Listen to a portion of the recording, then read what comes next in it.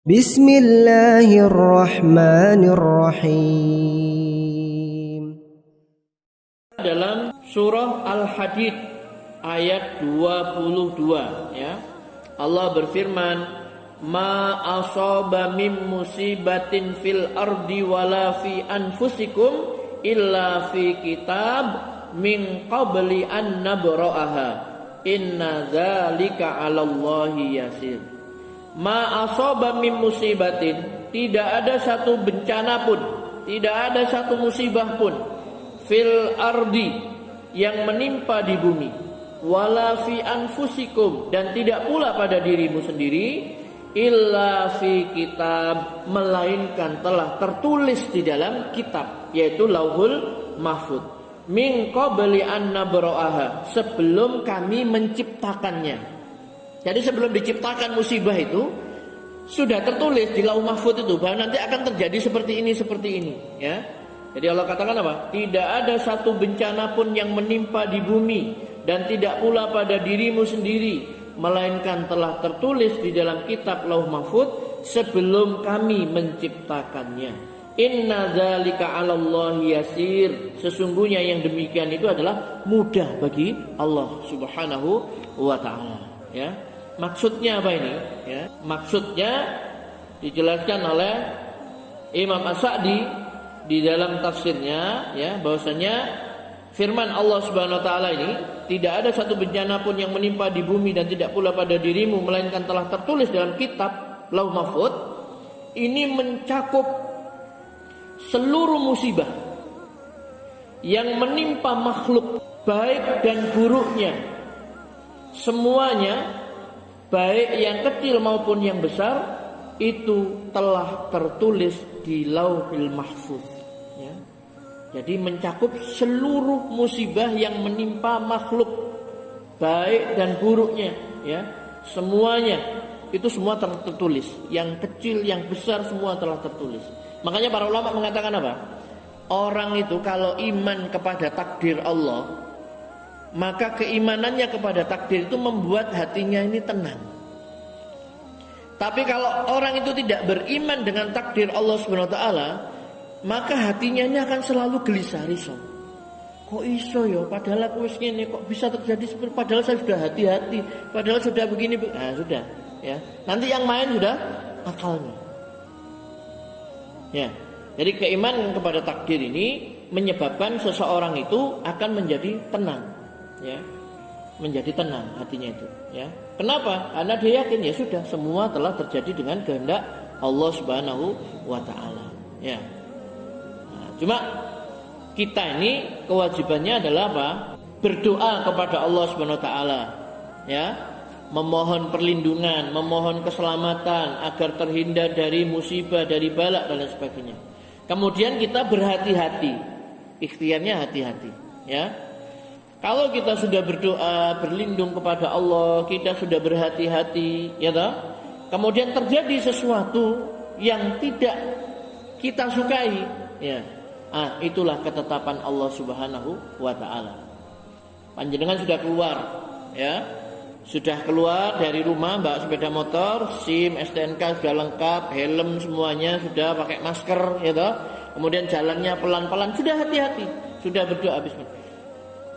Tapi ternyata walaupun sudah hati-hati, ada orang lain yang ugal-ugalan, kemudian nyapa jeder.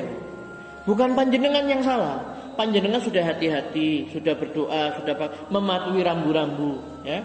Tapi memang itu adalah ketetapan Allah SWT, takdir bahwa panjenengan tertimpa musibah. Dan itu sudah tertulis 50.000 tahun sebelum Allah menciptakan langit dan bumi. Sudah tertulis semuanya ya. Nah, kalau sudah seperti itu, enak, hati kita itu aman ya. Makanya dikatakan apa? Kehati-hatian itu tidak bisa menolak takdir. Hati-hati itu tidak bisa menolak takdir. Tetapi doa itu bermanfaat, berguna bagi sesuatu yang telah terjadi dan yang akan terjadi. Makanya disebutkan oleh para ulama di antara Ibnu Qayyim Al-Jauziyah, kalau seseorang itu berdoa kepada Allah Subhanahu wa taala, maka seandainya saat itu dia ditakdirkan akan tertimpa musibah, maka doa ini akan menghadapi musibah tadi. Ya. Kalau doanya lebih kuat, musibah itu tidak akan menimpa dia. Tertolak, ya. Nah, dibentengi dengan doa tadi, kekuatan doa. Mungkin orangnya doanya khusyuk sekali pada saat itu ya. Mungkin karena dalam keadaan butuh sekali atau dalam keadaan terzolimi, misalkan dalam keadaan safar, hujan turun deras, kemudian dia berdoa kepada Allah, maka musibah itu apa? Dihadapi dengan doa tadi, kemudian tidak jadi tertimpa musibah. Kalau kualitas doanya sama dengan musibah yang akan turun kepadanya, sama, maka kata Ibnu Qayyim Al-Jauziyah, musibah dan doa itu, balak tadi itu akan berkelahinan sampai hari kiamat, bertarung. Tidak akan tertimpa musibahnya. Tetapi kalau doanya itu lebih lemah, ya, musibahnya lebih besar, bobotnya itu, maka dia tetap akan tertimpa musibah tadi itu, kena balak tadi itu, tetapi dia ringan daripada dia tidak berdoa tadi itu. Jadi doa itu bermanfaat, Pak, ya. Kalau kehati-hatian itu tidak bisa menolak takdir, ya, tidak bisa menolak takdir. Berapa banyak orang yang sudah berhati-hati tapi juga seperti itu. Tapi bukan berarti ini alasan kita untuk sembrono, ya, enggak, ya. Maksudnya kita tetap berdoa, kemudian hati-hati. Kalau kita sudah berdoa, sudah hati-hati, ya, kemudian terjadi sesuatu yang tidak kita sukai, inilah takdir Allah Subhanahu wa ta'ala. Itu sudah ditetapkan Allah terjadi, ya.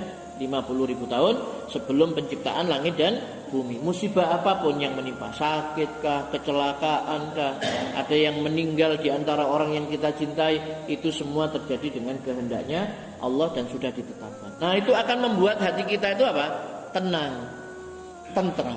Ya sudah, ini memang sudah qadarullah. Makanya kalau terjadi sesuatu, kita disuruh mengatakan apa? Qadarullah wa masya'a fa'ala. Inilah takdir Allah, ini adalah takdir Allah, dan Allah berbuat apa yang Dia kehendaki. Jangan sampai mengatakan lau. Waduh, seandainya umpama aku gak lewat rene mau, gak akan terjadi seperti ini. Nah, sudah terjadi berandai-andai, enggak boleh. Kalau sudah terjadi, ya sudah, ini adalah qadarullah, ya, qadarullah. Seperti itu. Bapak Ibu sekalian yang dirahmati Allah Subhanahu wa taala, ya. Jadi itu tadi apa? Firman Allah, apa tidak ada suatu pun bencana yang menimpa di bumi dan tidak pula pada dirimu sendiri melainkan telah tertulis. Nah, berarti sudah tertulis. Berarti kita hidup ini di dunia ini menjalani takdir Allah Subhanahu wa taala. Ya kan?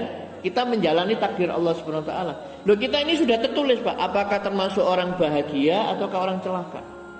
Apakah kita ini termasuk penghuni surga ataukah penghuni neraka? Cuma kan kita tidak ngerti, tidak tahu, ya toh? Nah, begitu. Kecuali yang memang sudah diterangkan oleh Allah dalam Al-Quran, disebutkan, ya, orang-orang yang dimasukkan ke dalam surga, ya toh? Kemudian Rasulullah SAW menyebutkan nama-nama siapa dan lain sebagainya. Nah, itu sudah tahu dia akan dimasukkan ke dalam surganya Allah SWT. Tapi kalau kita ini tidak tahu, akhir hayat kita itu akan seperti apa, ya. Makanya kita selalu minta kepada Allah Subhanahu wa taala agar supaya amal kita itu adalah yang terbaik nanti adalah pada penutupannya. Pada akhirnya, husnul khatimah nanti, ya. Itu yang kita minta dan kita berlindung dari su'ul khatimah, ya. Baik. Kemudian yang berikutnya di dalam surah At-Taghabun ayat 11. Allah berfirman, "Ma asaba mim musibatin illa biidznillah." Tidak ada satu musibah pun yang menimpa seseorang kecuali biiznillah, dengan izin Allah.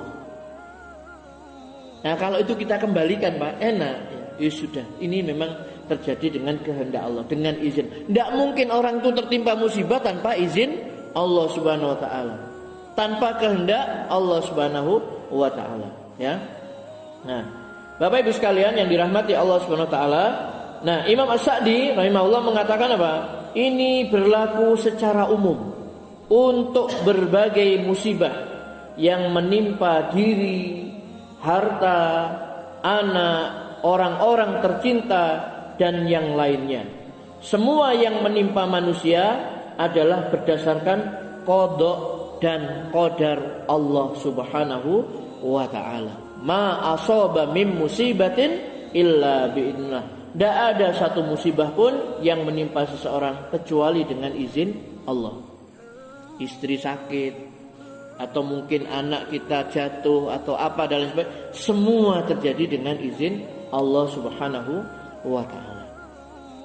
Ya, seperti itu. Tapi tetap Pak ya, berdoa, tetap minta selamat, ya kan, begitu, minta afiat, ya.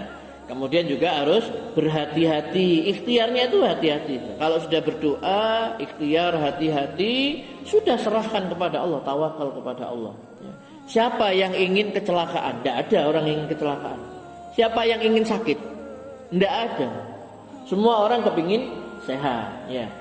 Terus kalau sakit, ya sudah. Kalau sakit memang itu adalah takdir Allah, terjadi dengan kehendak Allah dan lain sebagainya. Ya, begitu.